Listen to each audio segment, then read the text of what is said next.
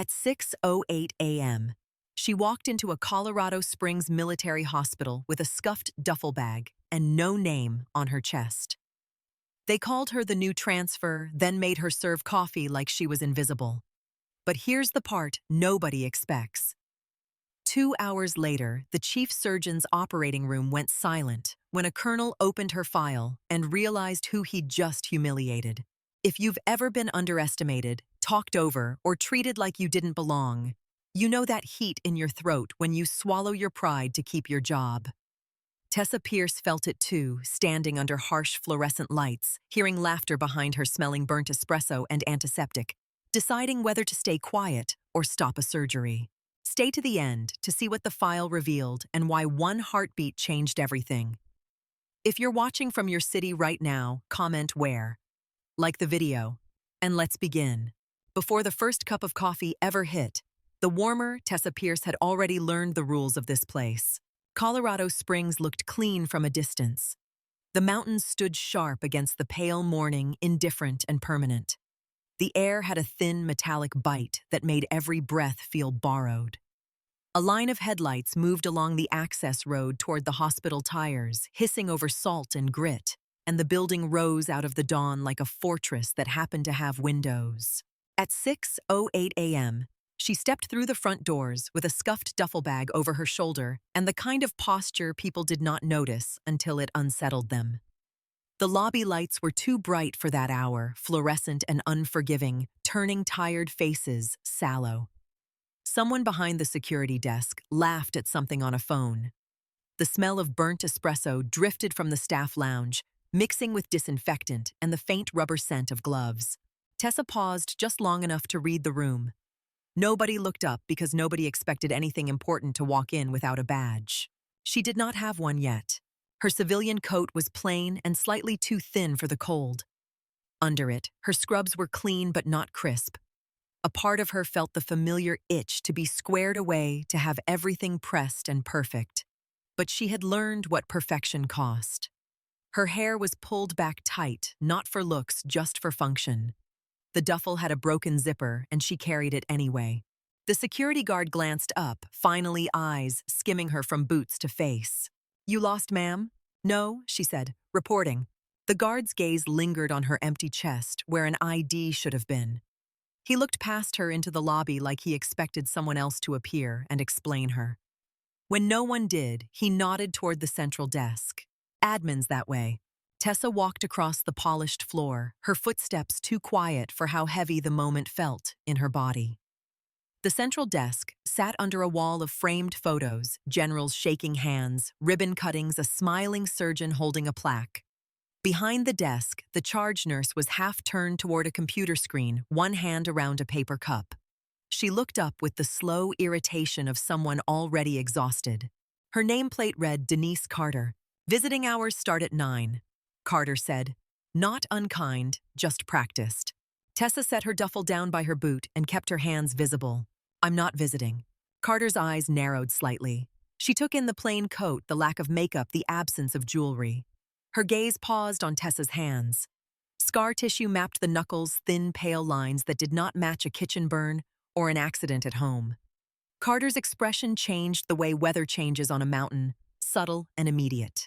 "Then what are you doing here at 0600? "I'm a transfer," Tessa said. "General surgery." Carter blinked once, then looked past Tessa toward the hallway as if someone should be coming to meet her. "A transfer is scheduled next month," Carter said. "That's what we were told." Tessa reached into her coat and pulled out a folded set of orders. The paper was creased from being opened and closed too many times. She slid it across the counter. Carter unfolded it, read the header, then the stamp. Her mouth tightened at the sight of official language. She read again, slower. When she looked up, the coffee cup in her hand had stopped halfway to her lips.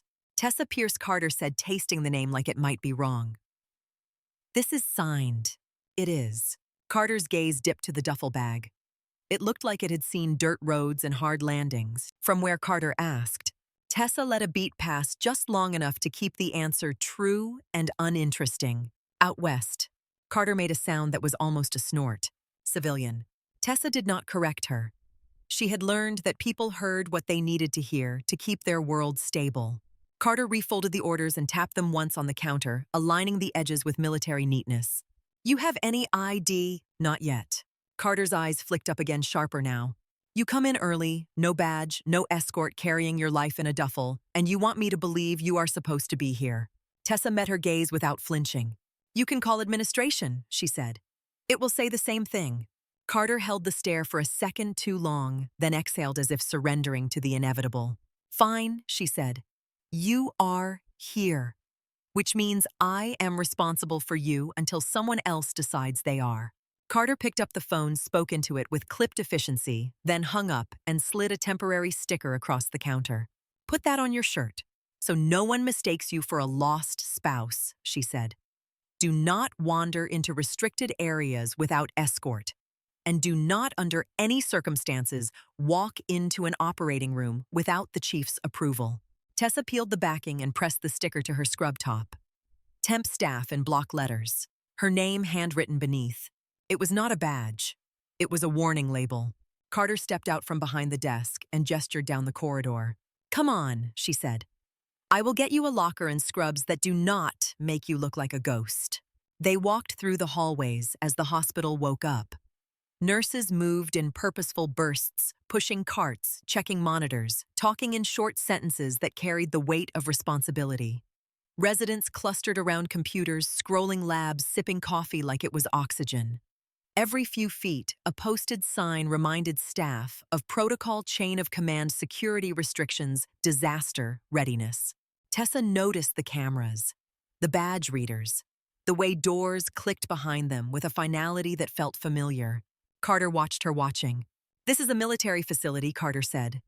People treat it like a civilian hospital until they get reminded it is not. Tessa nodded. I'm aware. Carter's eyes lingered on her again, measuring. You have the posture, Carter said quietly. You stand like you have been yelled at by professionals. Tessa's mouth almost moved into something that could have been a smile, but she kept it neutral. I've had strict supervisors, she said. Carter huffed softly, unconvinced, then opened a door into the staff locker area.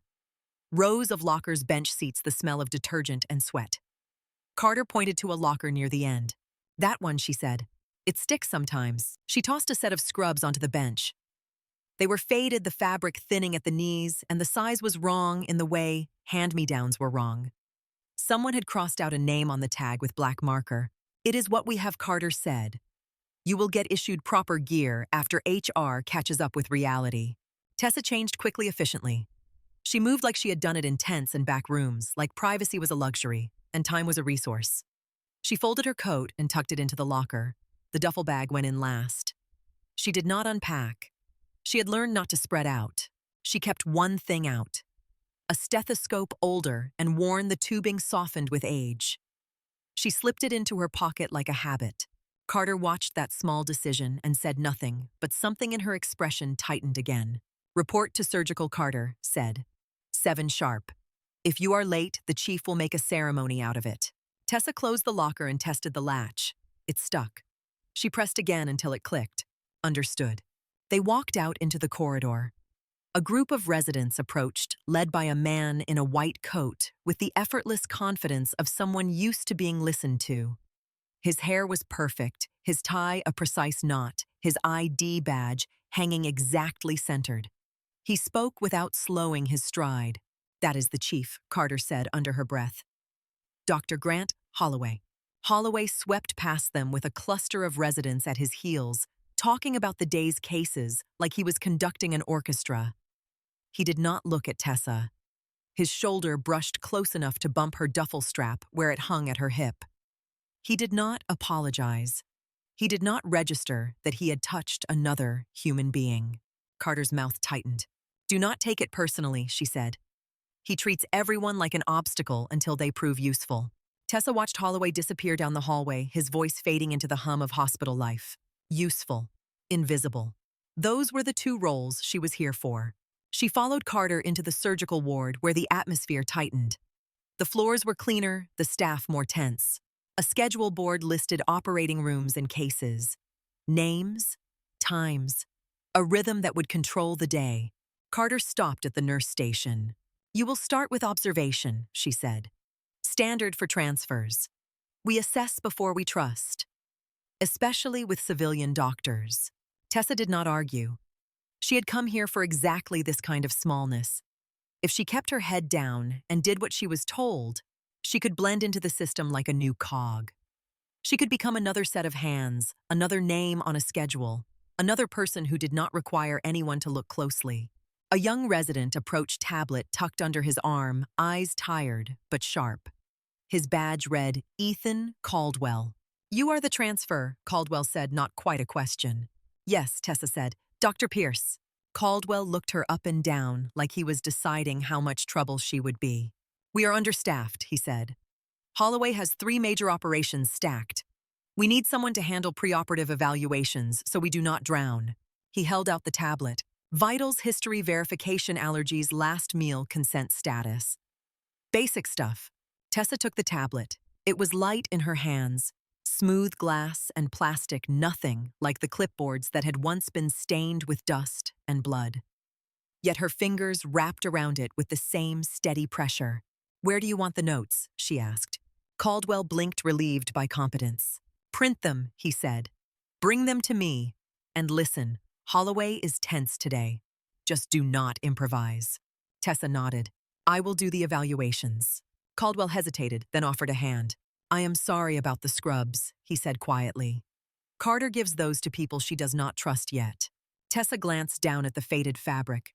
It is fine, she said, and meant it. She walked into the preoperative bay.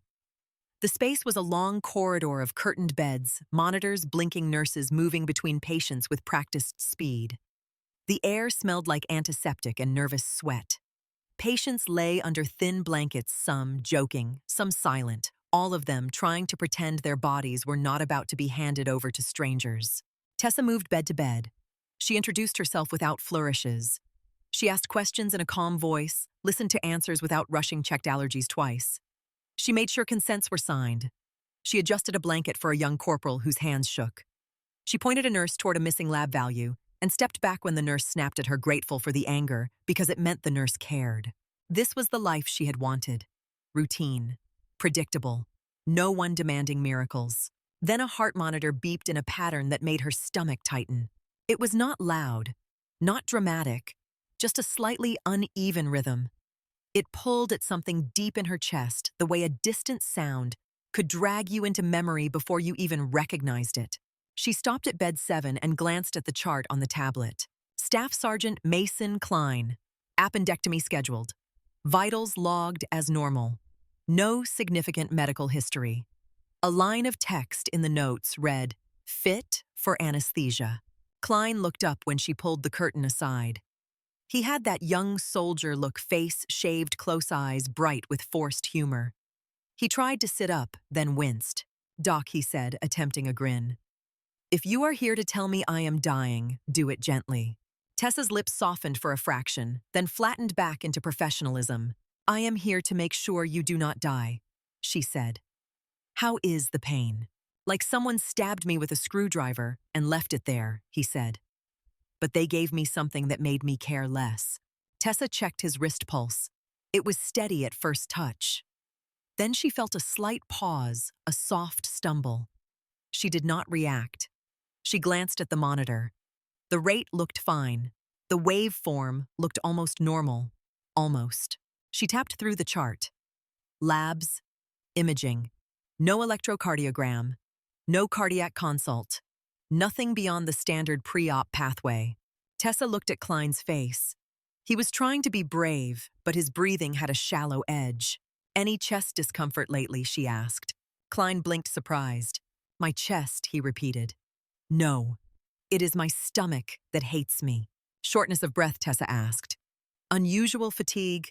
Klein's eyes shifted, searching his memory. I mean, he said slowly, I have been tired, but I figured that is just because I have not slept. This pain has me up all night. Tessa nodded as if that explained everything. She kept her voice light. Any racing heart, she asked. Any dizziness when you stand? Klein frowned. Sometimes after PT, he admitted. But it is Colorado. Everybody gets winded. Tessa reached into her pocket and pulled out her stethoscope. The metal was cool in her hand. She placed it on his chest, listened. At first, everything sounded normal, the familiar lub-dub steady and reassuring. Then she heard it.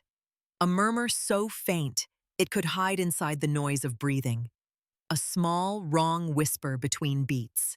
It was the kind of thing a rushed exam missed. The kind of thing a team under pressure ignored because the schedule demanded speed. Her throat tightened. For a moment, the fluorescent light above him blurred and shifted into another kind of light, harsh and wavering. A generator hum. Sand in the air.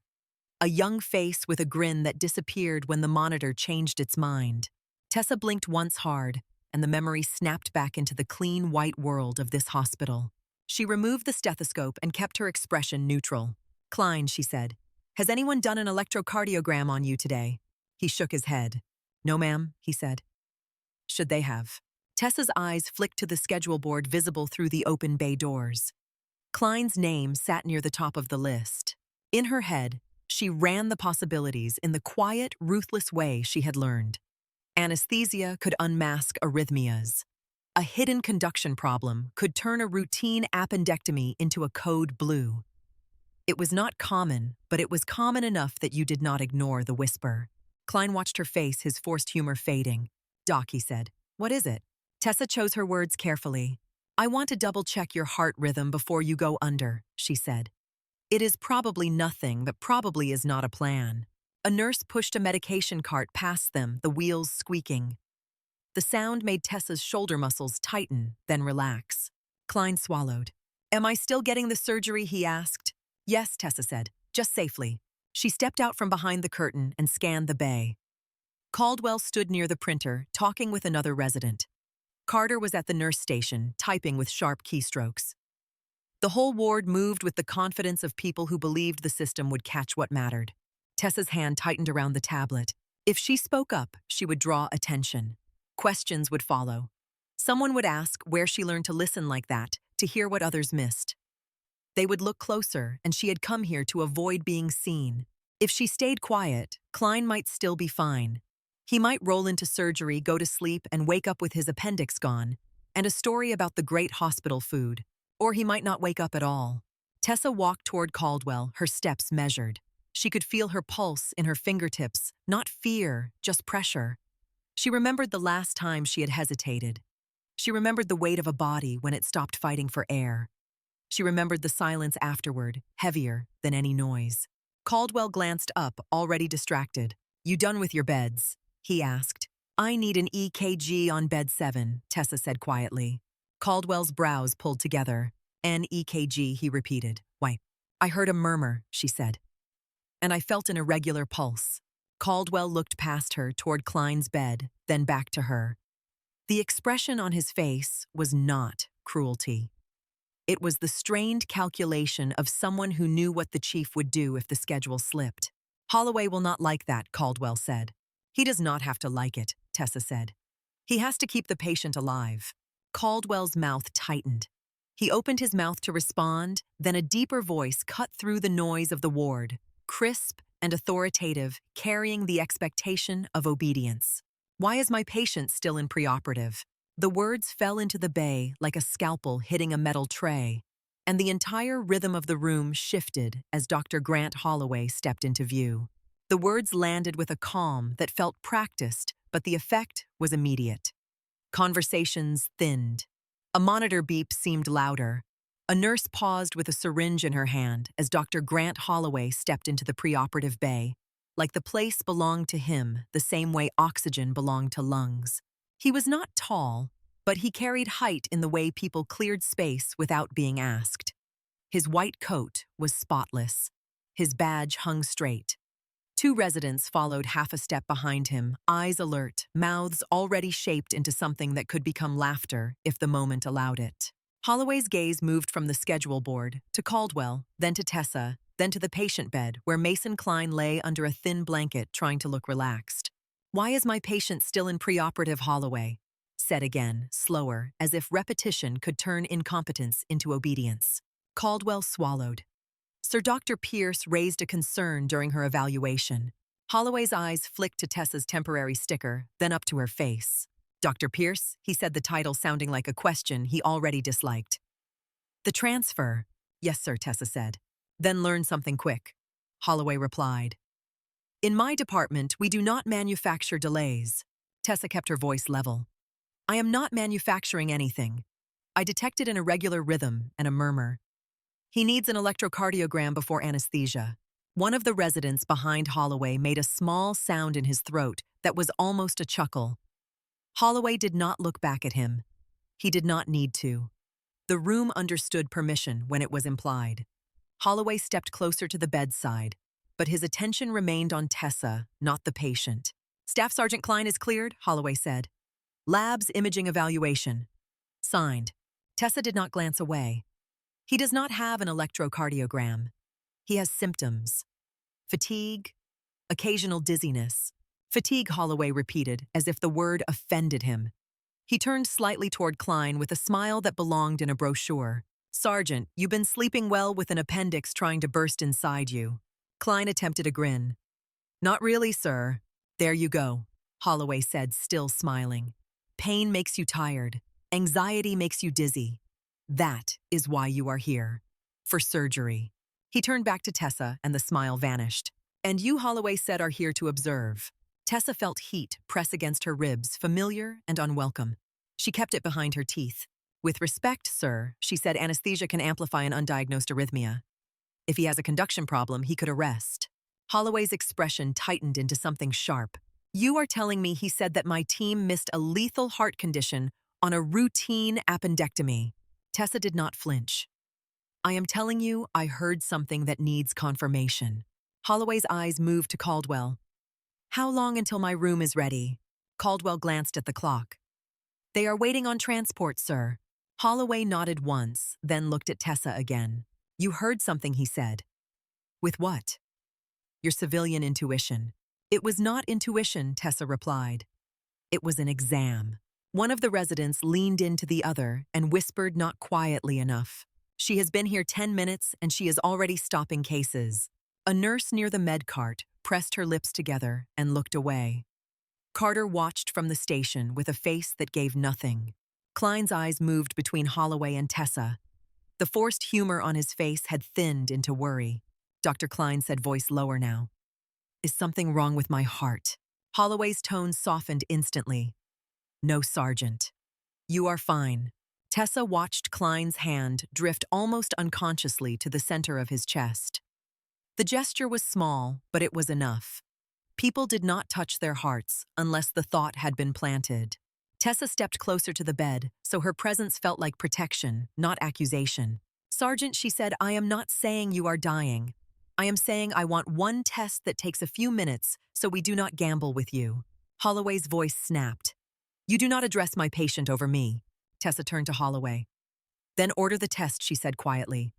If you believe he is fine, it will confirm that, and we move on. Holloway stared at her as if she were a stain he could not lift from a white coat. You have been here, he said, less than 3 hours. Yes, sir. And in that time, you have decided you know better than a department that has operated under military standards for decades. Tessa let the insult pass through her without catching. This is not about standards. It is about a rhythm I can hear. Holloway stepped in close, invading space the way men did when they needed to remind you who owned the room. You know what military medicine is, he asked. Tessa's throat tightened. Yes. Holloway's eyes narrowed. Then you know insubordination has consequences. He turned his head toward Carter.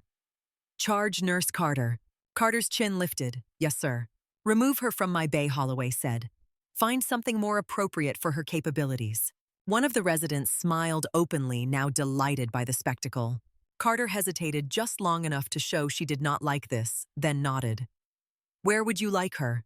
Holloway's gaze slid toward the corridor that led to the staff lounge. Coffee, he said. Fresh, black. Since she is so eager to slow down my schedule, she can be useful somewhere else. The residents laughed softly. A nurse looked down at her shoes. Caldwell's face went rigid with discomfort. Tessa felt the humiliation hit her like cold water. It was not the task. It was the public nature of it, the message it sent to every person in the bay. She was not a doctor here. She was a problem to be moved out of the way. She looked at Klein. His eyes were wide now, fear spilling through the cracks of his soldier composure. Dr. Klein said again, quieter, "Please." Holloway put a hand on the bed rail, voice smooth. "Sergeant, you are fine. Ignore this. We will take care of you." Tessa heard herself breathe in slow, controlled, the way she had learned to breathe when anger threatened to turn into something else. Carter stepped toward her. "Dr. Pierce," she said low enough that it did not feed the room. "Come with me." Tessa did not move. Holloway's eyes flashed. "Now!" Tessa looked at the tablet in her hands. Klein's chart glowed on the screen, clean lines of normalcy that did not match what she had heard. She could feel the pull to retreat, to do as told, to keep her head down. That was the whole reason she had come. To be small, to be routine, to disappear inside someone else's system. But Klein's hand was still on his chest. Tessa set the tablet down on the bedside table, with deliberate care, as if the gentleness could counterbalance the violence of the moment. "Order the electrocardiogram," she said. Holloway's mouth twitched. "Excuse me?" Tessa met his eyes. "Order it. If I am wrong, I will make your coffee every day for a month." The bay went very still. Even the laughter died, because now it was interesting. Holloway stared at her like she had just stepped onto his stage and claimed it. "And if you are right?" Holloway asked. Tessa held his gaze. "Then you will know you almost put him under without seeing what was there." Holloway's smile returned sharper than before. "Deal." He snapped his fingers toward Caldwell. "Run it. Now. Let us end this." Caldwell blinked. "Sir, we do not have a machine in this bay." "Then find one," Holloway said. "If we are going to play this game, we will do it quickly." Caldwell moved fast. He disappeared down the corridor. The residents shifted into a loose half-circle around the bed, as if they were gathering for a performance. A nurse pulled the curtain a little wider to make room. Carter stayed near the station, face controlled, but her hands were still. Tessa stepped back into the corner of the bay, giving space, trying to make her presence smaller again. Her pulse thudded once in her throat, then settled. She did not feel fear so much as weight. The kind that came when you knew the truth and still had to convince someone else it existed. Klein watched her from the bed.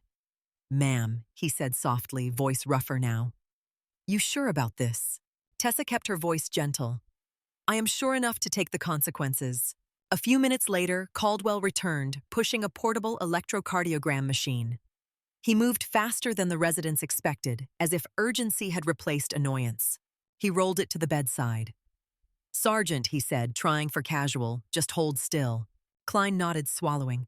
Caldwell attached the leads with practiced efficiency. He pressed buttons. The machine hummed to life. Paper began feeding out in a steady strip. Tessa watched the monitor on the machine, then the printout, then the subtle change in Caldwell's face. The shift was small, but unmistakable. His brows pulled together. His mouth tightened. He adjusted a lead. "Hold still," he said again, more firmly. The strip kept printing. Caldwell stared longer. He reran it. Checked placement again, hands suddenly careful. "That is odd," one resident murmured loud enough to be heard. Holloway stepped forward, impatience returning. "Well, is our transfer about to earn a month of coffee duty?" Caldwell did not answer immediately. His eyes stayed on the printout. He swallowed. "Holloway," Caldwell said, voice lower, dropping the "sir" without thinking. Holloway's expression sharpened. "Sir," he corrected. Caldwell's face flushed. "Sir," he said, then held the strip up slightly. "This does not look right." The resident who had been smirking straightened. Another resident's smile faded. Holloway snatched the paper out of Caldwell's hand and scanned it fast. He was a surgeon, and reading was part of his speed. His eyes moved across the line, then slowed. His jaw tightened. The color drained from his face in a way that had nothing to do with embarrassment. For a second, he looked like a man standing on a narrow ledge. Then his voice changed. The condescension vanished. In its place was a clipped precision, the tone of someone who had just recognized danger. "Call cardiology," Holloway said. "Now?" Carter was already moving. She had a phone to her ear before the words fully landed. A nurse stepped closer to Klein, checking his vitals again. Another nurse raised the head of the bed. Klein's eyes widened, fear fully present now. "Doctor," he whispered, looking at Holloway.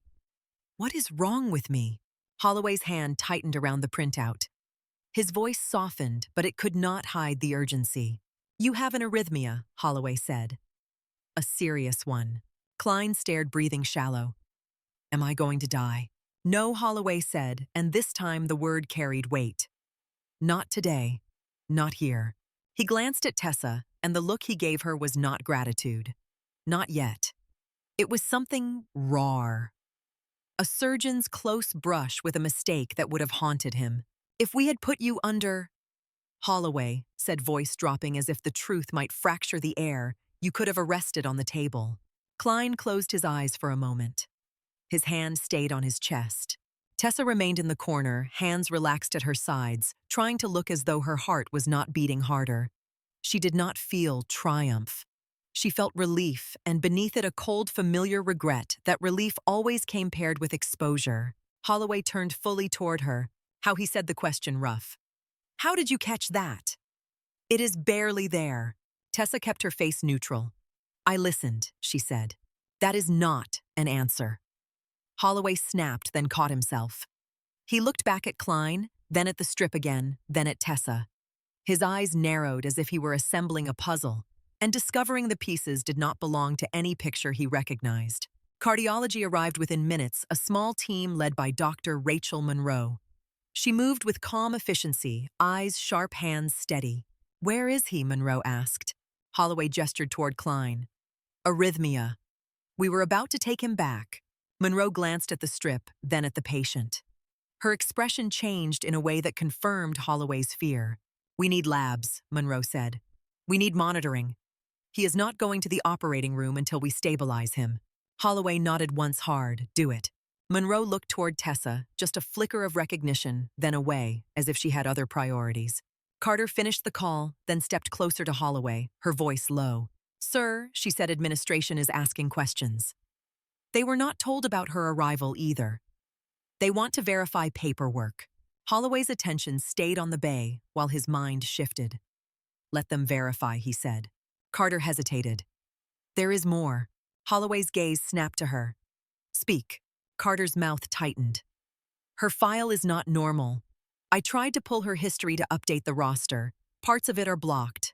Restricted." Holloway's eyes hardened. "Restricted." Carter nodded.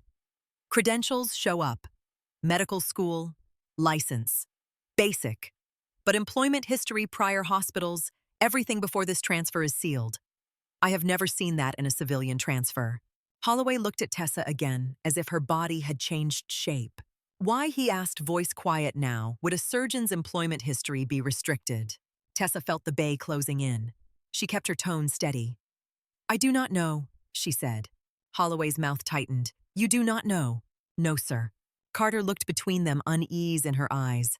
Holloway stepped closer to Tessa again, but this time he did not try to intimidate.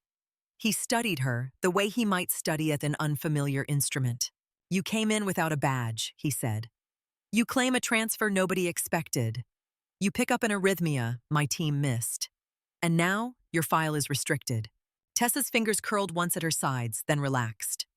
"My credentials are legitimate," she said. "I am not questioning your license," Holloway said. "I am questioning you." Monroe's team worked around Klein, drawing blood-attaching monitors, speaking to him in reassuring tones. Klein kept glancing toward Tessa, like she was the reason he was still breathing. Holloway noticed that too. Charge Nurse Carter Holloway said, "Get Sergeant Klein stable. Move his surgery off my board until cardiology clears him." Carter nodded. "Yes, sir." Holloway turned back to Tessa. His voice dropped, controlled, dangerous, in a quieter way. "My office," he said. "Now." One of the residents opened his mouth, probably hoping to add something sharp, but Holloway cut him off with a look. Caldwell Holloway said, "You are with cardiology until further notice. Learn from this." Caldwell nodded quickly, eyes avoiding Tessa's. Holloway walked out of the bay without waiting to see if Tessa followed. His confidence had returned in the form of command. The residents parted for him. The hallway seemed to straighten around his stride. Tessa followed at a measured pace. As she stepped out, Carter moved close enough to speak without feeding the spectators. "You just saved him," Carter said, voice low. "Do not act like it did not matter." Tessa did not look at her. It mattered, she said. Carter's eyes narrowed. Then why do you look like you are about to be arrested?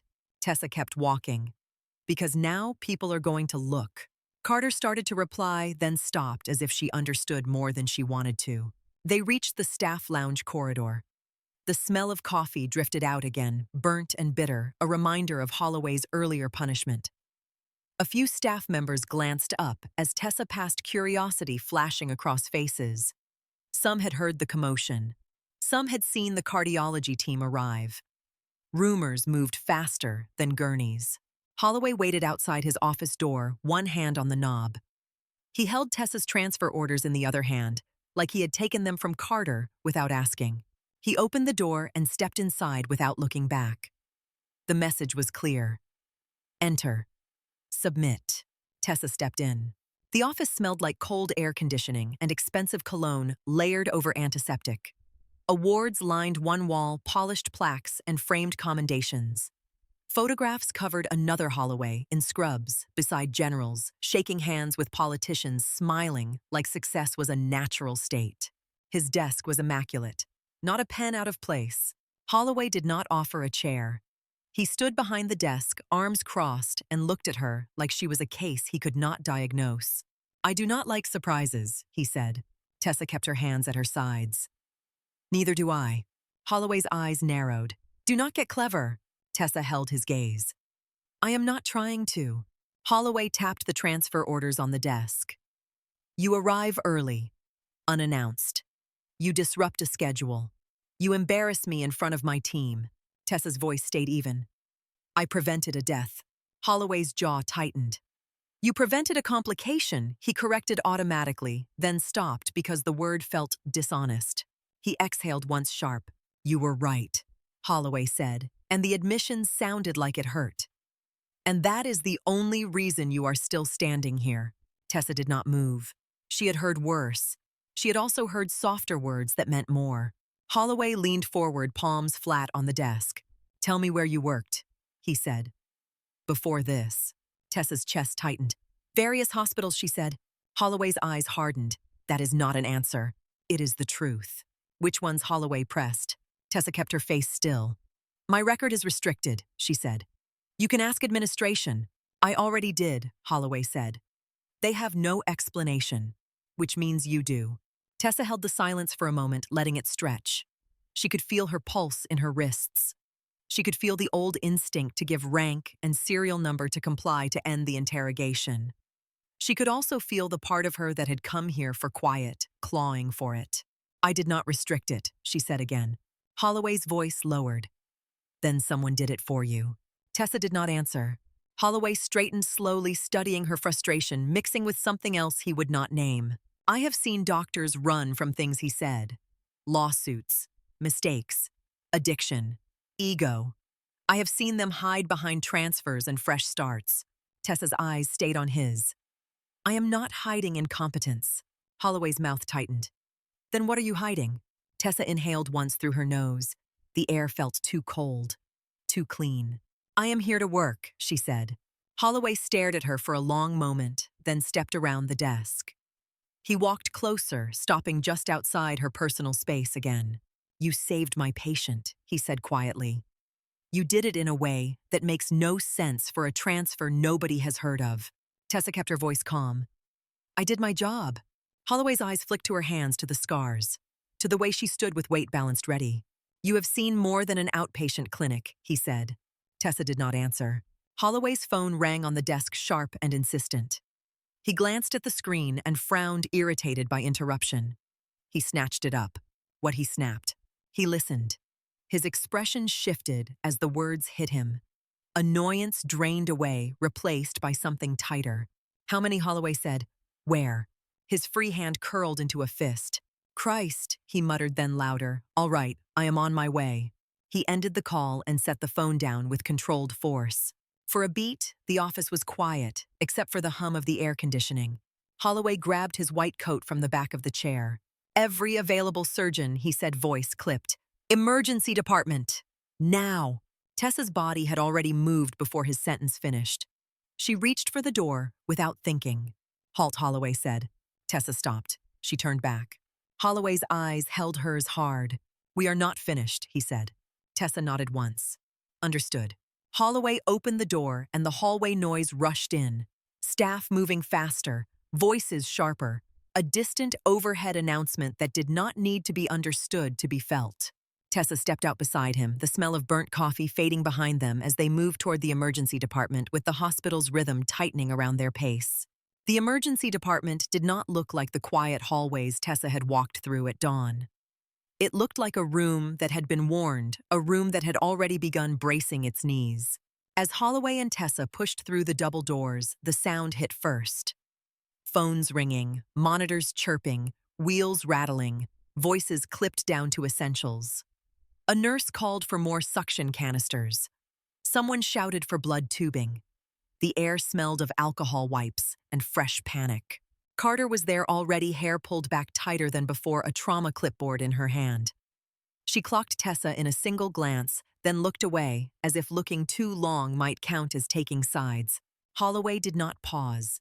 He moved straight into the center of it, like a man stepping into his own weather. "Clear Bay 1, he ordered. "Open the crash cart. Get me 2 trauma teams. Caldwell, you are triage. Carter, you run the board. No freelancing, no heroics." Caldwell's face was pale, but he nodded and moved. A white board behind the desk already had names scrawled on it, plus times, plus vital signs that looked like they had been written by someone running. Tessa stood just inside the doorway for half a second, her eyes mapping the room. Beds, oxygen, suction, blood fridge, thoracotomy tray location, where the nurses kept the central line kits, who looked like they knew what they were doing, who looked like they were about to freeze. A paramedic burst through the ambulance entrance, pushing a stretcher hard enough that the wheels squealed. "Male mid-20s, the paramedic barked. "Shrapnel, chest and abdomen. Pressure dropping. GCS 13. Blood soaked the patient's uniform so deeply it looked black under the lights. His face was gray, lips pale, eyes wide, with the raw fear of someone who could feel his life leaking out. Holloway snapped into command. "Bay 1, he said. "Ridley with me." Dr. Noah Ridley stepped forward, hands already gloved, eyes fast. He was a good doctor. Tessa could see it in how he watched the patient instead of the drama. But his jaw was tight, and he moved with the strain of someone being asked to do too much, too quickly. Holloway turned his head toward Tessa, as if remembering she existed. "Pierce," he said. "Bay 3. Dr. Ridley's team will handle 1. You follow the attending in 3. You do not take over." "Yes, sir," Tessa said. She moved toward Bay 3, but the flow of bodies carried her like a current. Nurses ran past with gurneys. A respiratory therapist rushed in holding a bag valve mask. A medic shouted that another ambulance was 3 minutes out, then 2. Bay 3 was half prepared when the next stretcher slammed through the doors. "This one is worse," a paramedic said. "Penetrating chest. Possible tension pneumo. Pressure 80 systolic dropping." The soldier on the stretcher was younger than he should have been for the amount of blood on him. His eyes rolled toward Tessa as she stepped in, trying to find a face to anchor to. Ridley was already there. He took position at the patient's head, fingers pressing at the neck for a pulse. A nurse cut the uniform away with trauma shears fabric, falling like dead skin. Tessa watched the chest rise. It rose unevenly. The right side lagged. The patient's breaths were shallow, desperate. The monitor beeped faster, then stuttered. Ridley lifted his eyes, scanning the room for what he needed. "We need to get him upstairs," Ridley said, voice tight. "Or now." Tessa looked at the numbers on the monitor and felt her stomach knot. The blood pressure was a cliff edge. The oxygen saturation slid with every beep. The skin was turning waxy. "He will not make the elevator," she said, quiet. Ridley's eyes flashed to her, anger and fear mixing. "Follow my lead," he snapped. "Get me a chest tube kit." The nurse reached for a kit. Tessa took it from her, but her eyes stayed on the patient's neck. Trachea deviated slightly. Jugular veins swelling.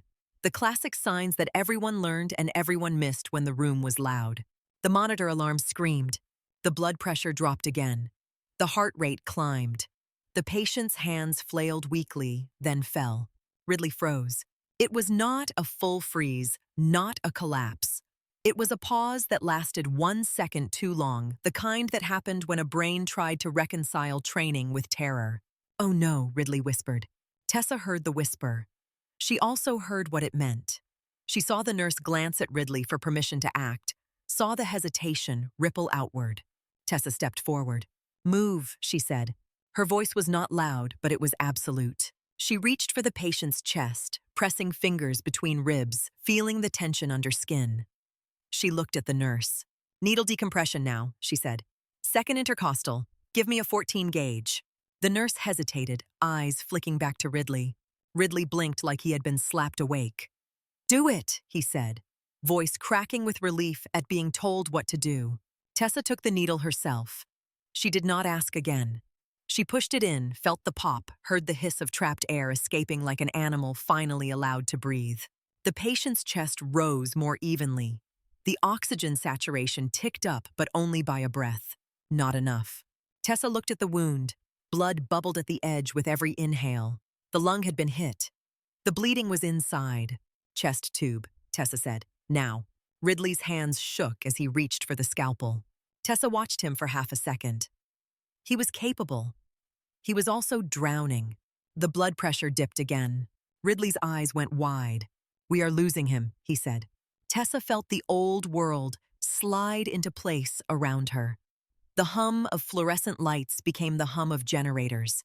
The sound of wheels became the sound of boots on gravel. The bright hospital white became the harsh glare of floodlights cutting through dust. She blinked once and brought herself back. This was not a tent. This was a hospital.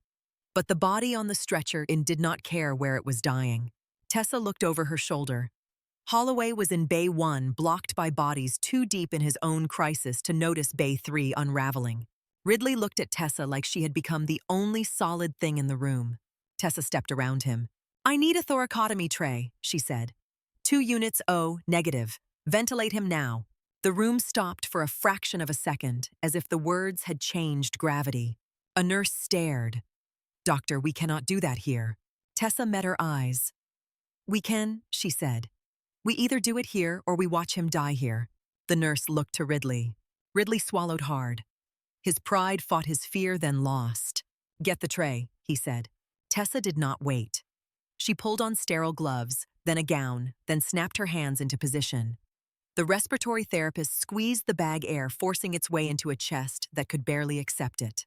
The thoracotomy tray arrived with a metallic clatter. Instruments glinted under the lights. A scalpel waited like a question. Tessa's hands moved without wasted motion. She made the incision deep and clean, cutting through layers that every surgeon learned but few had to open outside an operating room. Blood welled. She suctioned, then spread the ribs with a retractor. The smell of iron filled the bay. The patient's heart beat fast, exposed, now vulnerable in a way that made the room feel suddenly intimate. Tessa found the bleeding vessel by feel and by instinct. She clamped it. The bleeding slowed. Then it stopped. The monitor alarm fell silent. The heart rate steadied. The blood pressure crept upward, not strong, but a lie. The bay did not cheer. Nobody spoke. The only sound was the steady beep of a heartbeat that had been seconds from quitting. Tessa stepped back, breath-controlled gloves wet with blood. She looked up. Every face in the bay stared at her. Ridley's voice was barely a whisper. "Where did you learn to do that?" Tessa removed her gloves and dropped them into the biohazard bin, then washed her hands as if she could wash off the fact that she had just become visible. "On the job," she said. She did not look at Holloway. She could feel him before she saw him. Holloway stood in the doorway of Bay 1, looking toward Bay 3 with the stillness of someone watching a car crash in slow motion. His mouth was slightly open. Then it closed. His expression became unreadable, as if he had placed a mask over shock.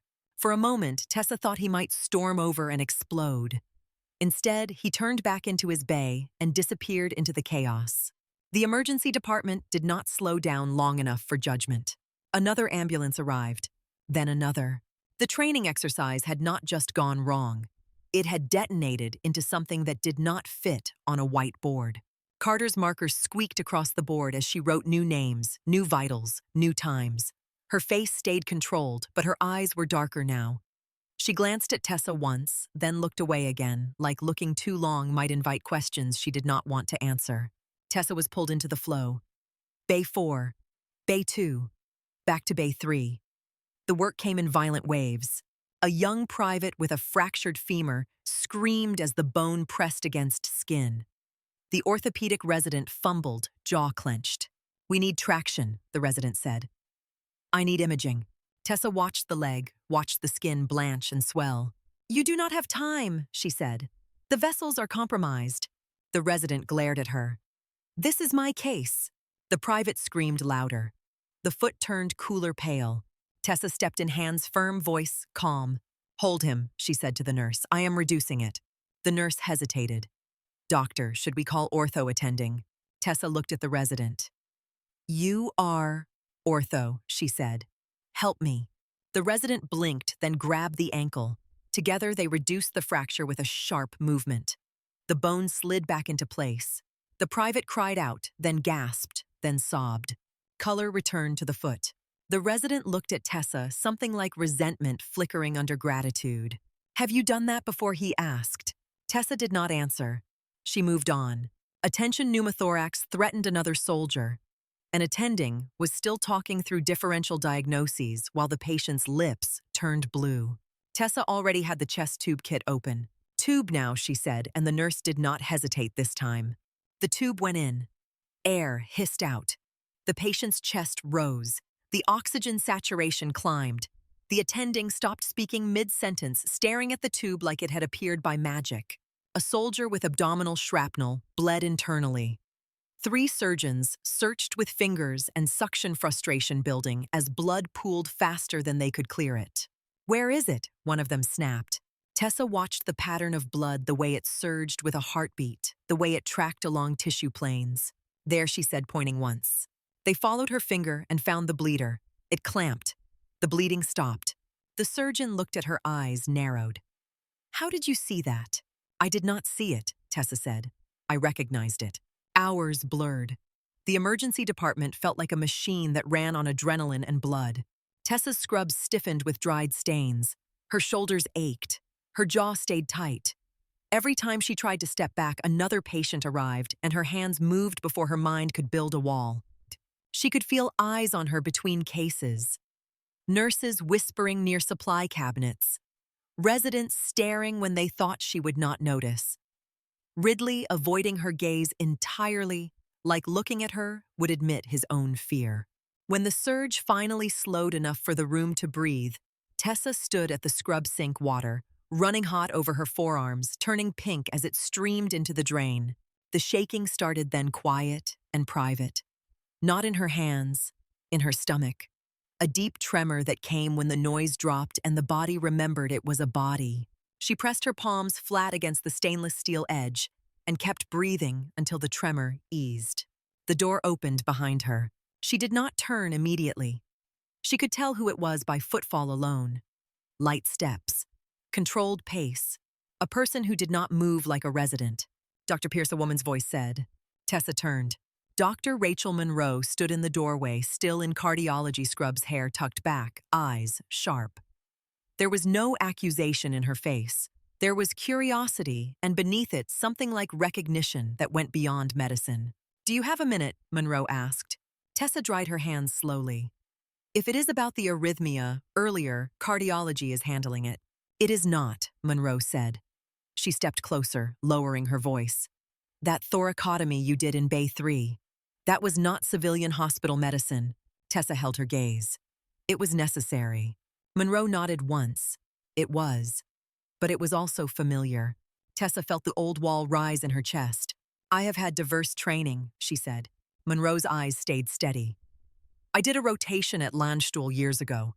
I saw trauma surgeons come back from deployment. The way they moved was different. Fast, efficient, no negotiation with the moment. Your hands looked like that." Tessa looked down at her own hands, clean now, but still feeling blood on the skin. "I am here to work," she said. Monroe did not push too hard. She adjusted her approach like a clinician, reading a patient's resistance. "If you serve," Monroe said quietly, "you do not have to carry it alone." Tessa's throat tightened. She did not let it show. "I am fine," she said. Monroe's expression softened, but her eyes did not lie. "Fine does not look like you," she said. "It looks like holding yourself together with your teeth." Tessa took a slow breath. "Doctor," she said, "I appreciate your concern. I do not want to discuss my past." Monroe studied her for a long moment, then nodded. "All right," she said, "but if you change your mind, you know where cardiology is." She stepped back toward the door. As Monroe left, Holloway's voice echoed down the hallway, cutting through everything like a blade. "Pierce, my office, now." The tone was different from earlier. Not mocking, not punitive. Controlled, but tight. A man who had seen something he could not ignore. Tessa left the scrub room and walked toward his office, passing staff who pretended not to stare, but failed. A nurse in the hallway watched her with wide eyes and a kind of reverence that made Tessa's stomach twist. She did not want reverence. Reverence made people dig. Holloway's office door was open. He stood inside, coat off now, shirt sleeves rolled, hair no longer perfect. He looked tired, but his eyes were sharp. He shut the door behind her, not violently, but with finality. For a moment, he did not speak. He paced once behind his desk, then stopped, hands braced on the edge. "I watched the footage," he said. Tessa did not react. "There are cameras in the emergency department," she said. "In a military hospital," Holloway replied. "There are cameras everywhere." He held her gaze. "That procedure in Bay 3 was not standard." "It saved a life," Tessa said. Holloway's jaw tightened. "It did. And it could have ended your career if it failed." Tessa's voice stayed calm. "The patient was dying." Holloway stared at her like he was trying to decide if she was reckless or simply operating under a different set of truths. "You did not ask permission," he said. Tessa did not blink. There was no time. Holloway's mouth opened, then closed. His anger wanted to come out as volume, but he kept it leashed. "I have been a surgeon for 20 years, he said. "I have trained at places that produce people who think they are untouchable. I have never seen someone open a chest in an ER bay with that kind of speed." Tessa felt the pressure in her ribs. "I did what needed doing," she said. "That is not an answer," Holloway said. Tessa met his eyes. "It is the only one I am giving." Holloway exhaled, frustrated. He reached for his phone on the desk, then hesitated, as if deciding whether to show her something. "I called around," he said. Tessa's stomach tightened. "I called colleagues," Holloway continued. "Civilian hospitals, programs, people who would have heard of a surgeon with your hands. Nobody knows you." Tessa kept her face still. "I have not practiced in this region. Nobody knows you," Holloway repeated slower. "Which means either you are lying about your name, or you worked somewhere that does not show up in normal directories." Tessa said nothing. Holloway leaned forward. "Your file is restricted. Your background is sealed. You show up out of nowhere, and you operate like you have been doing damage control surgery in places with no backup." Tessa's fingers curled once at her sides. Holloway watched that small movement, and his eyes narrowed. "You have seen combat," he said, not as a question. Tessa kept her voice flat. "I have seen trauma." Holloway's tone sharpened. "Answer me." Tessa held the silence. The hum of the air conditioning filled the gap. Somewhere outside, a monitor beeped, steadily indifferent. Holloway's voice dropped. "If you are unstable," he said, "if you have post-traumatic stress, if you are going to fracture under pressure, I need to know. Not for you. For my patients." Tessa felt anger flare, not at the question, but at the assumption beneath it. That being damaged made her dangerous. "I saved lives today," she said. Holloway's eyes stayed hard. "You did. And the fact that you did not hesitate is what worries me." Tessa stared at him. "You would rather I hesitated." Holloway's mouth tightened. "I would rather you worked within a system." Tessa's voice stayed controlled. "In the places I learned to work, the system was a folding table and a flashlight." Holloway froze. The words hung in the room like smoke. For the first time, his expression shifted away from suspicion and towards something more complicated. The kind of look a civilian surgeon got when he realized he had been arguing with a different universe. Before he could speak, his office phone rang. He snatched it up, irritated by interruption. "What?" He listened. His posture changed. He stood straighter. "Yes, sir," he said. "Of course, sir. Right away, sir." He hung up slowly, face pale. Tessa watched him. Another casualty, she asked. Holloway shook his head once. No, he said. Administration. He looked at her with a new intensity that did not feel like anger. It felt like a door closing. Colonel Jack Stratton is here, he said. Tessa did not react on the outside, but something cold moved through her chest. The name landed with weight, as if it had been waiting somewhere in her memory. Holloway continued, voice clipped. He is conducting an inspection, he said. He wants department heads in the conference room. He wants personnel files. All of them. He held her gaze. Including yours. Tessa stayed still. The air in the office felt thinner, like the building had climbed higher into the mountains without warning. Holloway turned toward the door. Come with me, he said. Tessa followed. They moved through the corridor without speaking. Holloway in front, Tessa, half a step behind both of them, walking with the same purpose for different reasons. The hospital had settled into a tense lull after the surge, the kind of quiet that did not feel peaceful so much as loaded. The air carried the aftertaste of blood and bleach. Staff stepped aside as Holloway passed, and their eyes tracked Tessa in quick, curious flashes before snapping away. The conference room sat on the administrative side of the building, behind badge readers and framed mission statements that looked clean enough to forget they were promises made in hard places. A few department heads were already inside when Holloway entered. They looked up, then looked down again, as if eye contact might pull them into trouble. At the head of the table stood Colonel Jack Stratton. His uniform was dress-sharp silver eagle, catching the fluorescent light. The ribbons on his chest were not decoration. They read like a history written in injuries and decisions. He did not smile when people filed in. He did not offer warmth. His presence did not fill the room with noise. It filled it with gravity. Stratton looked at Holloway first, then his gaze shifted to Tessa. It lingered a fraction longer than it should have on a transfer nobody knew. Dr. Holloway, Stratton said. Holloway squared his shoulders. Sir? Stratton nodded once. Sit. Holloway pulled out a chair and sat. The other surgeons and department heads took seats around the table. Tessa stayed near the back wall until Holloway's eyes cut to her. Sit, he said low. She took the last chair in the back row, close enough to hear and far enough to disappear. She placed her hands on the table edge, then clasped them together under it, a habit she did not fully control. Stratton's eyes moved across the room as if he were taking inventory.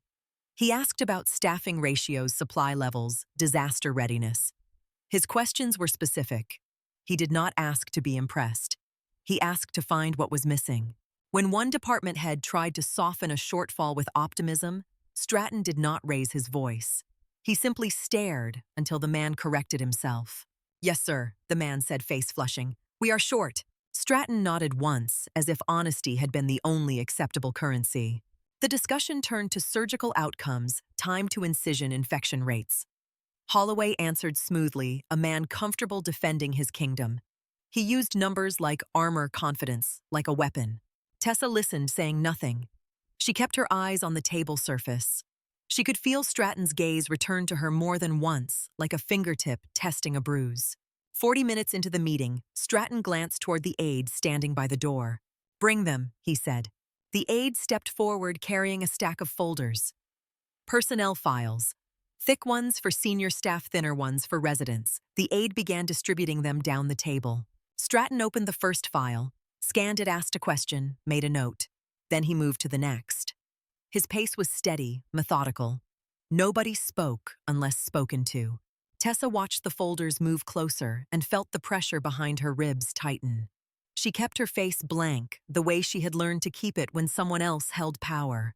Stratton picked up Holloway's file, flipped through it without expression, then set it aside with a small nod. Competent, he said. Holloway did not smile. He waited. Stratton continued down the stack, file after file, question after question. When he reached a resident's folder and paused over a missing certification, the resident shifted in his chair, like he was trying to disappear into the plastic. You have 30 days, Stratton said. Yes, sir, the resident whispered. The pile shrank. Then Stratton's hand landed on a folder that looked ordinary from the outside. White paper, black print, a barcode, a name typed cleanly. Tessa Pierce. Stratton opened it. He scanned the first page. His brow furrowed slightly, not confusion, more like recognition he did not want to admit yet. He flipped to the next page.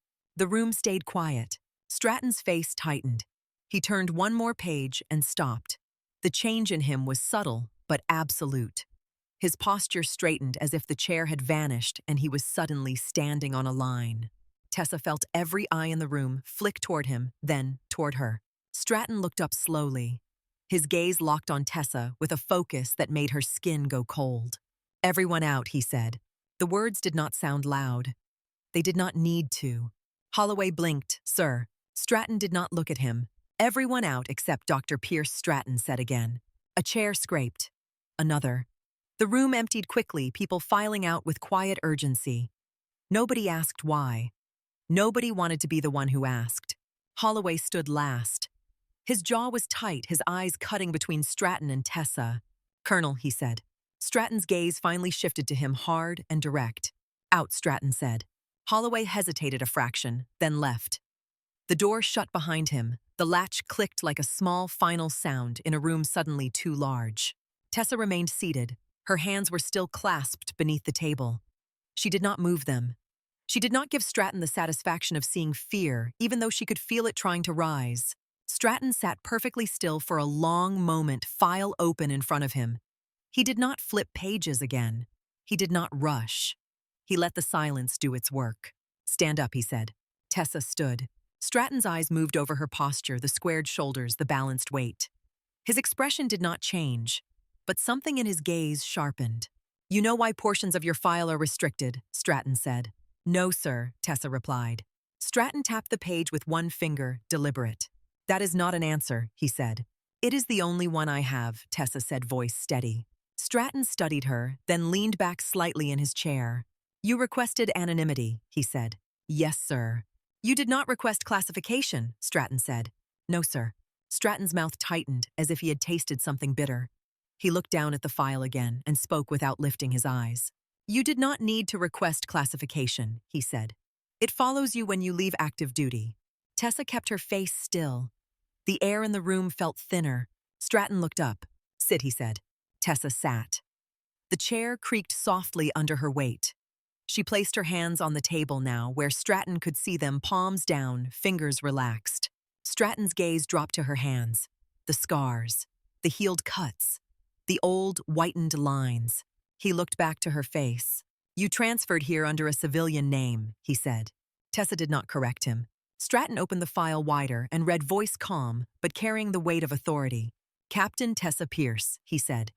"United States Army Medical Corps." The title landed in the room like a heavy object set down gently. Tessa did not blink. Stratton continued. 3 deployments, forward surgical team lead. Bronze Star with valor.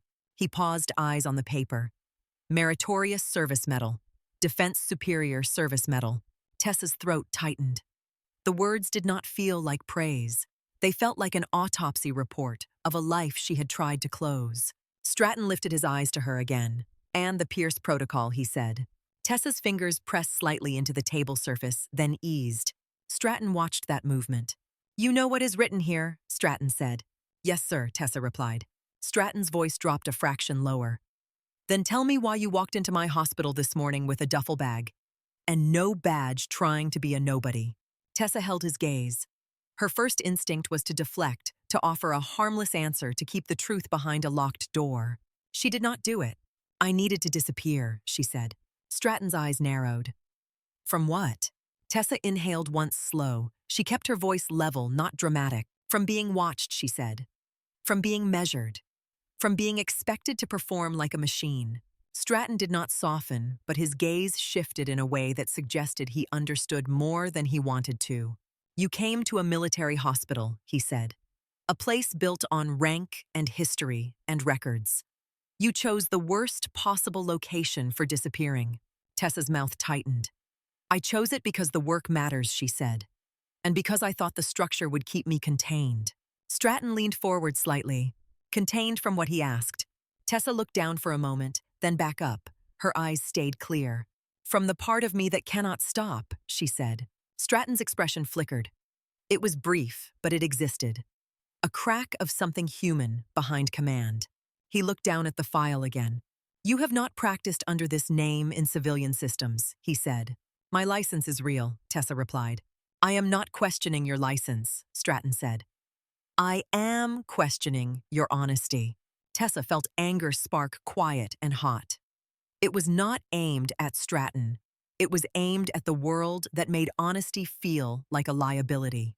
"I did not falsify my credentials," she said. Stratton nodded once.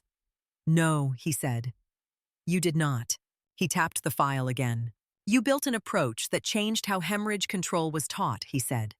"You reduced preventable deaths with a protocol that forced speed and discipline without sacrificing judgment." Tessa did not respond. Her jaw tightened. Stratton continued, voice still measured. "It was not a single trick," he said. "It was a system.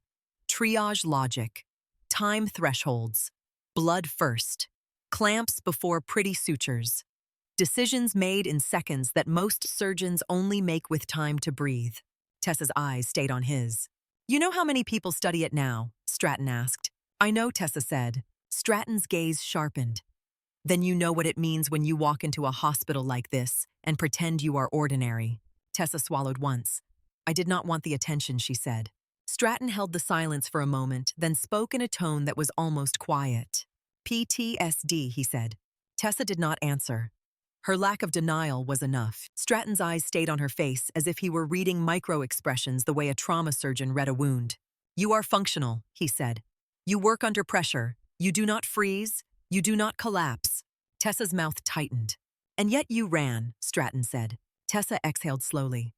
"I stopped wanting to be a story," she said. "I wanted to be a surgeon again." Stratton's expression softened a fraction, not sympathy, more like recognition of a familiar terrain. "I have seen that impulse," he said. "I have felt it." Tessa's eyes flicked to his ribbons, then back to his face. Stratton stood and walked to the window, overlooking the hospital grounds. Snow dusted the parking lot edges. The mountains were visible in the distance, hard and indifferent. "You cannot hide from what you are in a military system," Stratton said, back still turned. Tessa stayed silent. Stratton continued. "Your skills save lives," he said. "They also disrupt hierarchies built on ego and control. That makes people dangerous." Tessa's fingers tightened again. Stratton turned back to face her. "My problem is not that you are here," he said. "My problem is that you are here under false pretenses." "I did not lie about my training," Tessa replied. Stratton's eyes narrowed. "You lied by omission," he said. "You allowed people to treat you like support staff because it served your purpose." Tessa's voice stayed controlled. "I did not ask anyone to treat me that way." Stratton's gaze hardened. "You did not stop it," he said. The words hit harder than she expected because they were not accusation. They were true. Tessa looked down for a moment, then back up. "I did not come here to be punished," she said. "I came here because I needed to work without the weight." Stratton watched her. His voice shifted less like a commander, more like a surgeon talking to another surgeon. "You can carry weight," he said. "That is not your issue." Tessa held his gaze quiet. Stratton's phone buzzed. He glanced at it, then set it aside without answering. The outside world could wait. He closed the file carefully and returned to his seat. "You are going to do two things," Stratton said. Tessa listened. "You are going to stop operating in the shadows," Stratton said. "And you are going to stop forcing other people to guess who they are working with."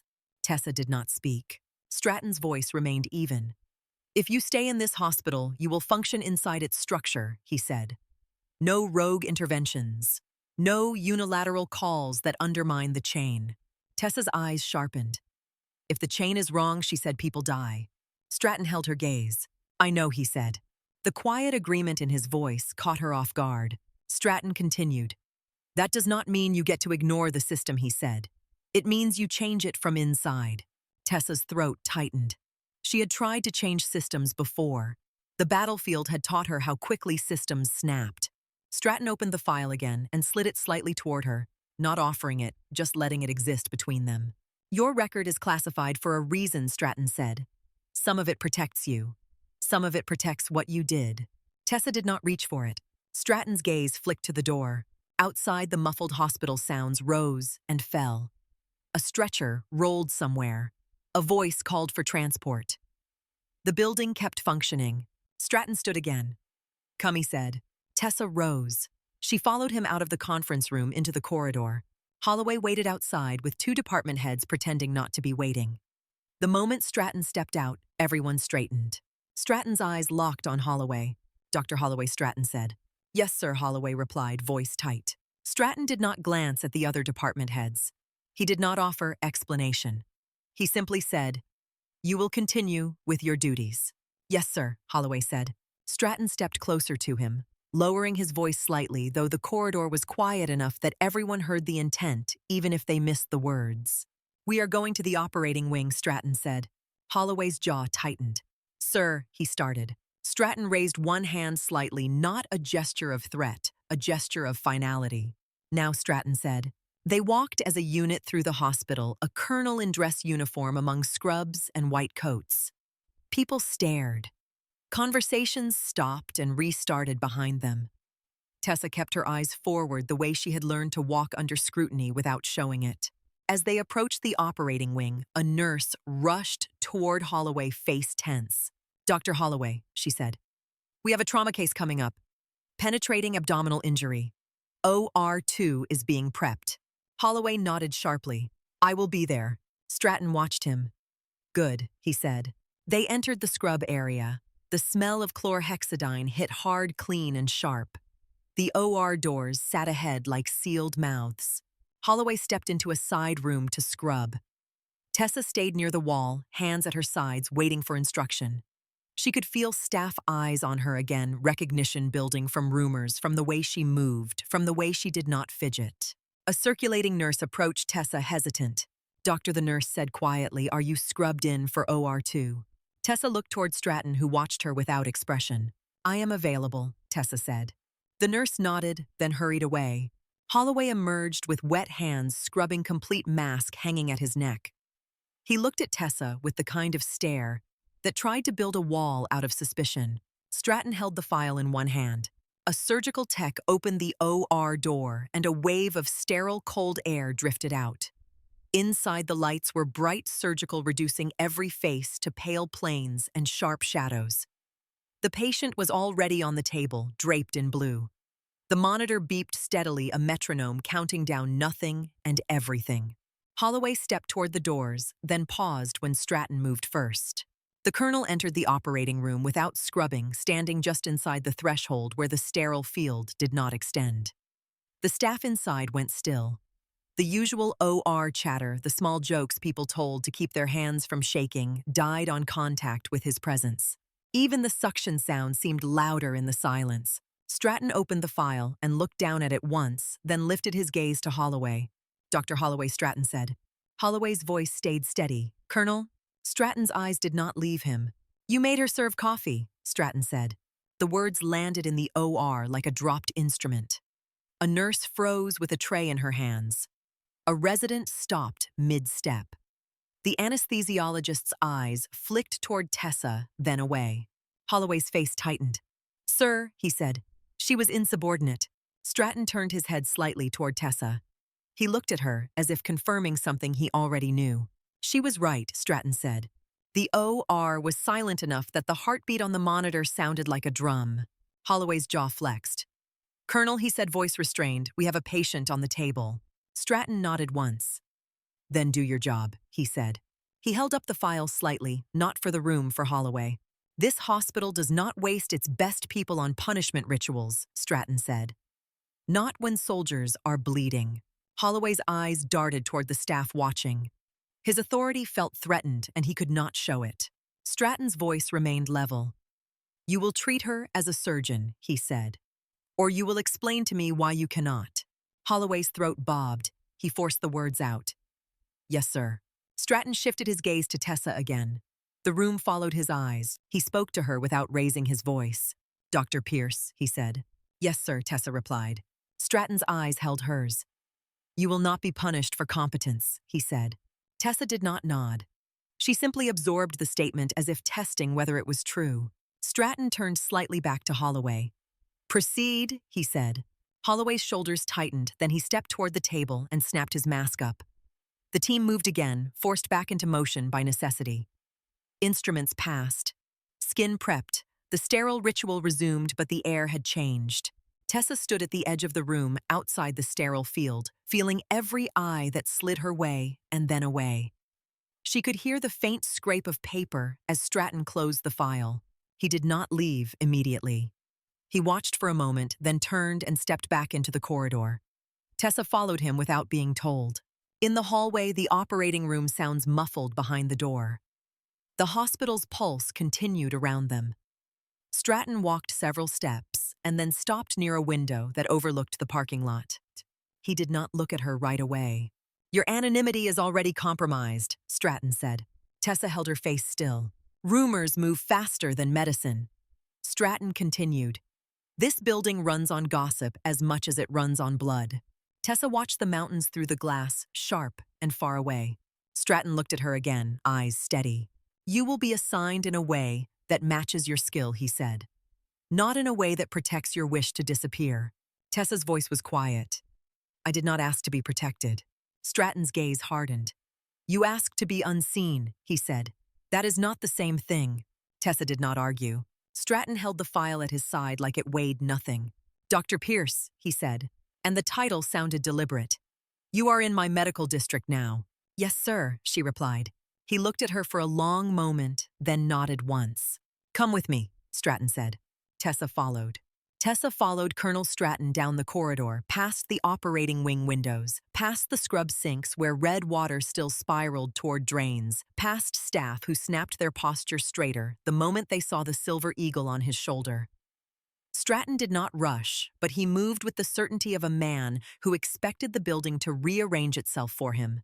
The emergency department doors opened again, and the sound rolled out like heat. The surge had thinned, but the place still vibrated with aftermath. Nurses moved with fast hands and tired eyes. Stretchers sat in odd angles waiting for transport. A resident leaned against a wall, with his head bowed, breathing through his mouth like he had forgotten how to inhale quietly. Stratton stepped inside and paused near the central board where Carter stood updating names and times. Carter looked up, her expression tightening for half a second before professionalism smoothed it back out. "Colonel," she said. "At ease," Stratton replied. His eyes shifted past her to Tessa, then to the board. A few of the names were crossed out. Stabilized. Admitted. Transferred. One name was circled with a note that looked like a question mark. Stratton read it without asking. "Who is that?" Carter glanced at the circled name. Specialist Owen Hart. Vehicle rollover on base. They called it in 5 minutes ago. He is en route. Caldwell stood nearby holding a tablet with both hands as if it were the only thing keeping him upright. He looked like he had not blinked in hours. "We have a bay ready," Caldwell said quickly. "We are setting up now." Stratton nodded once. "Good." He turned to Tessa. "You are going to be assigned where you are needed," he said, voice low enough that it was meant for her, not the room. Tessa met his gaze. "Yes, sir." Stratton's eyes held hers for a beat longer. "Do you need to step out?" he asked, tone clinical, not personal. Tessa knew what he was asking. Not whether she was tired, whether her mind had started slipping, whether the sounds, the blood, the sudden quiet between alarms had pulled her back into places she did not want to see. "I am here," she said. Stratton watched her face like he was reading pupils and pulse. Then he nodded. "Good," he said. A new sound cut through the department, a rising whine that tightened every shoulder. The ambulance doors burst open and paramedics pushed a stretcher in, hard wheels clattering. "Male, 23. One paramedic called. Rollover, ejected. Suspected abdominal bleed, possible spinal injury, pressure dropping." The patient's face was pale lips, dry eyes, unfocused. His uniform was torn and soaked in patches that darkened when the lights hit. His hands twitched at his sides like he was trying to grab something invisible. Carter moved immediately. "Bay 2, she ordered. "Trauma team now." Holloway appeared from the corridor, mask hanging at his neck, gloves in his hand. He looked like he had been pulled out of a room where he had to be perfect. His eyes went to Stratton, then to Tessa, and his mouth tightened. "Bay 2, Holloway said. "Ridley with me." "Caldwell, get imaging ready." "Carter, blood." Tessa stepped toward the bay with the rest of them. The staff parted instinctively, creating a path. Nobody looked at her the way they had this morning. Nobody laughed. They watched her hands. Bay 2 filled fast. Ridley took the head. A nurse began cutting away clothing. A respiratory therapist positioned oxygen. Caldwell stood near the foot, with the tablet updating vitals as they changed. Pressure is 78 systolic, Caldwell said. Heart rate 140. Holloway's voice was sharp. 2 large-bore IVs, type and cross. Start transfusion. Tessa watched the patient's abdomen as the blanket came off. It was distending the skin taut. The monitor's rhythm was fast and narrow, a body sprinting toward collapse. Focused ultrasound, Holloway ordered. A tech brought the probe. Gel smeared cold across skin. The screen showed flickers and shadows, fluid pooling in places it should not be. Free fluid, the tech said. Ridley swore under his breath. Holloway's jaw clenched. We go to the operating room, he said. Now. Tessa watched the patient's pressure drop again, the numbers sliding like they were greased. He will not make the hallway, she said, quiet. Holloway snapped his eyes to her. We are not opening a belly in my emergency department. Tessa did not raise her voice. If you move him, he bleeds out on the way. Holloway's face flushed. You are not in charge. The patient's monitor alarm sounded again, high and relentless. The heart rate climbed. The pressure fell. Ridley looked at Holloway, then at the patient, then back at Holloway like he was waiting for a permission slip that did not exist. Holloway leaned closer to the patient, hands pressing into the abdomen, as if pressure could stop blood from leaving. Get transport, Holloway ordered. Carter's eyes flicked toward Tessa. She said nothing, but her expression asked the question that hung in the room. Tessa watched the patient's face. His eyes rolled toward her, unfocused but aware enough to be afraid. Doc, the patient whispered, voice thin. Am I? His sentence broke on a shallow breath. Tessa felt the old pressure climb in her chest, the same sensation as a door being pushed from the other side. She steadied her breath. She looked at Holloway. With respect, she said, and her tone made the words sound like steel. He is rupturing now. Holloway's jaw flexed. You are guessing. Tessa shook her head once. I have seen this, she said. Hidden splenic injury. Delayed bleed. The numbers match. The abdomen matches. The way his body is trying to compensate matches. Holloway's eyes flashed. I have been doing this for 2 decades. Tessa held his gaze. Then you know the body does not care who is right. The monitor screamed again. The pressure dropped 10 points in one blink. Ridley's voice cracked. He is crashing. Holloway hesitated, just a fraction. It was not fear. It was the weight of choosing between 2 wrong options.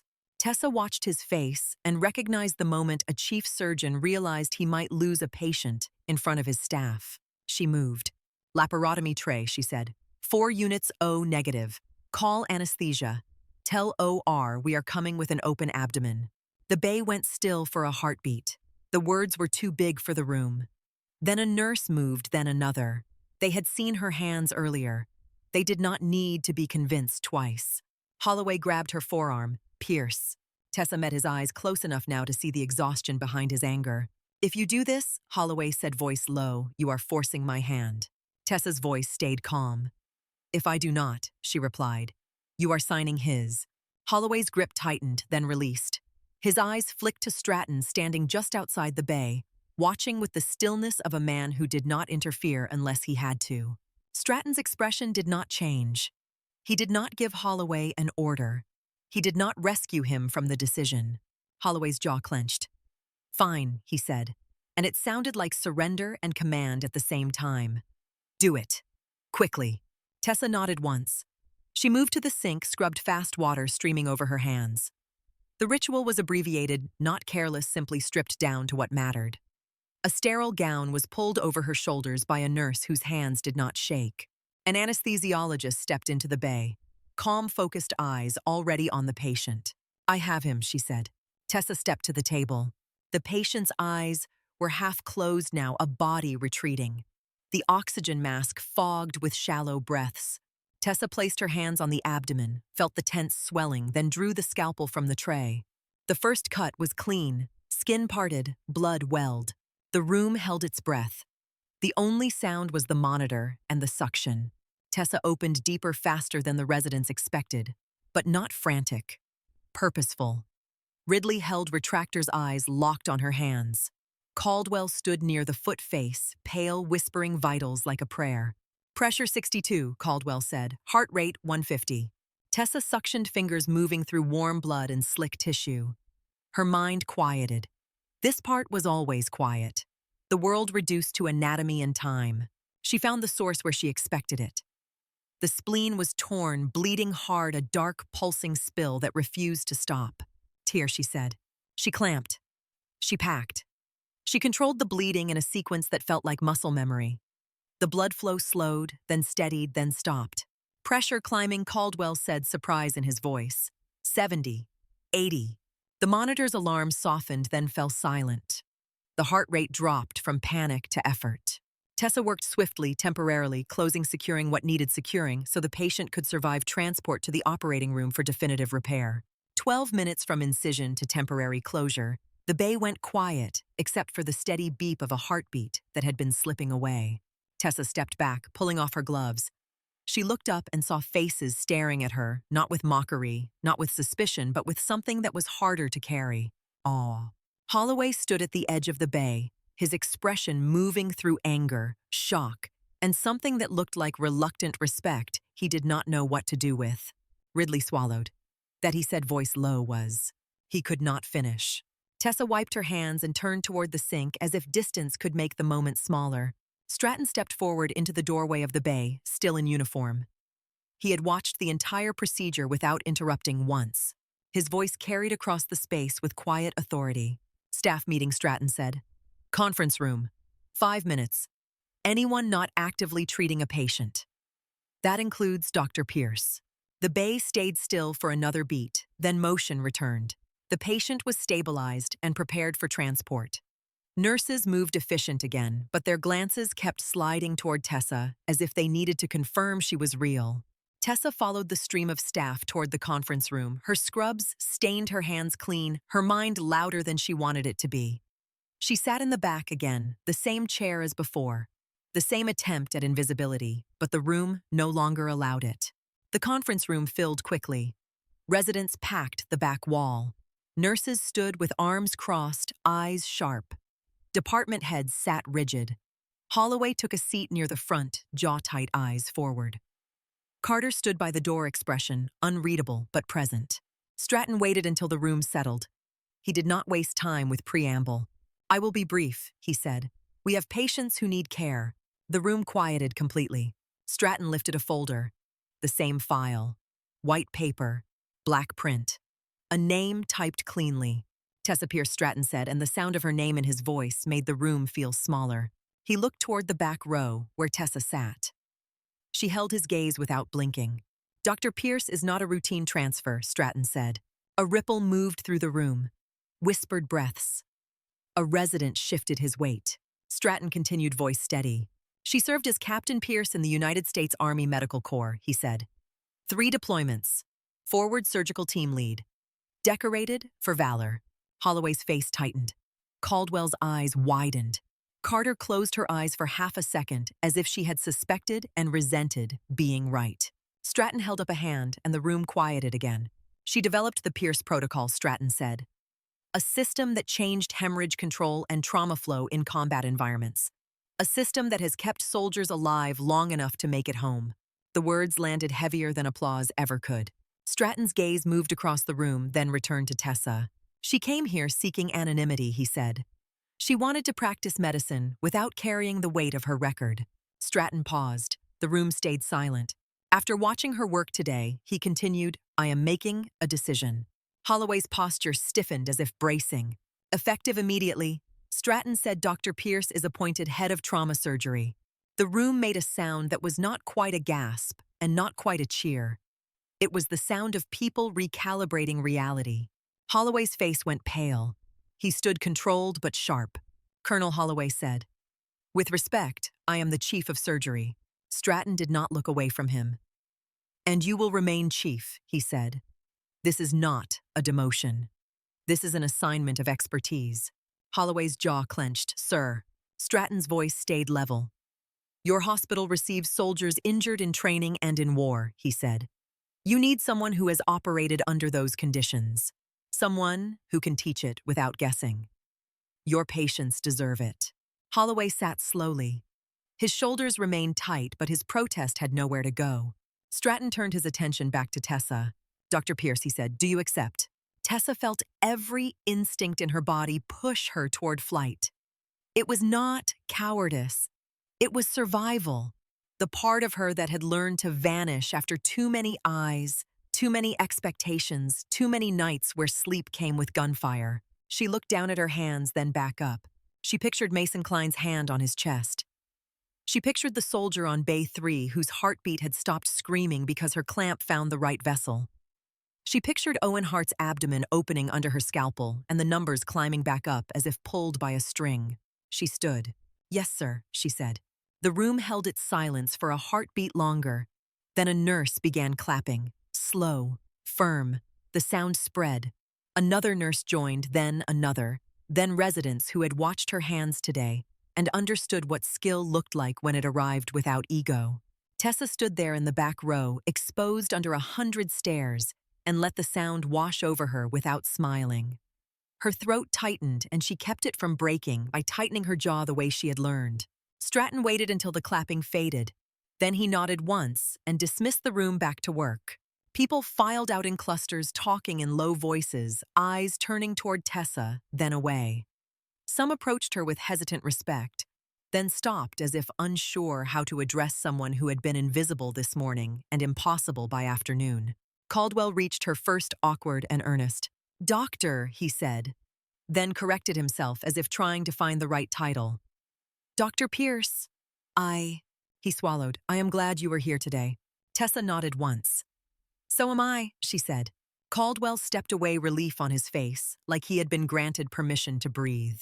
Monroe appeared near the doorway, watching Tessa with a quiet expression.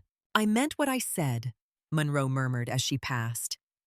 You do not have to carry it alone. Tessa did not answer, but her eyes met Monroe's for a moment, and something in that look was a small agreement. Stratton caught Tessa by the elbow as she moved toward the hall, guiding her to a quieter stretch of corridor. I did not announce everything in that file, Stratton said quietly. Tessa's mouth tightened. You announced enough. Stratton's gaze held hers. You were already being watched, he said. Today ensured that. It is better that the staff understands the truth than invents it. Tessa looked down at the floor, then back up. You removed my choice, she said. Stratton nodded once. I did, he said. Because your choice was shrinking your value to fit your fear. The words hit hard. Tessa's throat tightened and she forced her voice to stay steady. I did not ask to be made an example, she said. Stratton's expression softened slightly. You were not made an example, he replied. You were placed where you can save lives without fighting your own team. Tessa stared at him. Teams do not always like being reminded they are fallible. Stratton's mouth twitched as if the statement was familiar. No, he said. They do not. He stepped closer, lowering his voice further. I have been where you are, Stratton said. Coming back from a place where the world is loud and simple, and trying to live in a place where it is quiet and complicated. Tessa's eyes stayed on his. You do not need to be perfect, Stratton continued. You need to be honest. If you have nights you cannot sleep, if the sounds get under your skin, if you need support, you take it. That is an order. Tessa swallowed. Yes, sir, she said, because the structure of an order was easier than the softness of concern. Stratton released her elbow. Go, he said. Your department needs you. The rest of the shift blurred into consults, follow-ups, transport calls, and paperwork that felt strangely heavy after so many minutes of sharp, life-saving clarity. Tessa moved between units with a steady pace, but she could feel the shift in how people watched her. Some with admiration, some with suspicion, some with resentment that had not yet found a voice. By midnight, the hospital's tempo slowed. Night shift took over, lights dimmed in certain corridors, the beeping monitors became steadier, less frantic. Tessa found herself back in the staff lounge, the same place that had smelled like humiliation at dawn. The coffee machine sat on the counter quiet now, a stack of cups beside it. The room was empty, except for a single janitor pushing a mop bucket past the doorway. Tessa lowered herself onto a couch, shoulders sagging for the first time all day. Her body felt heavy in a way that had nothing to do with muscle fatigue. It was the weight of being seen. Her phone buzzed. One message from an unknown number. Heard about your day. You did not lose your hands. You only lost your hiding place. Good work. J.S. Tessa stared at the screen for a long moment, then typed back with slow, careful fingers. Copy. She set the phone on her chest and let her head rest against the back of the couch. The fluorescent lights in the lounge hummed softly. The air smelled of detergent and stale coffee, not blood. The quiet felt different now, not like a trap, like a pause. Somewhere down the hall, a monitor beeped steadily. Tessa closed her eyes. Her body waited for the usual rush of memory, the sudden flash of dust and shouting and metal. It didn't come. Not tonight. She exhaled slowly once then again, and sleep arrived without violence.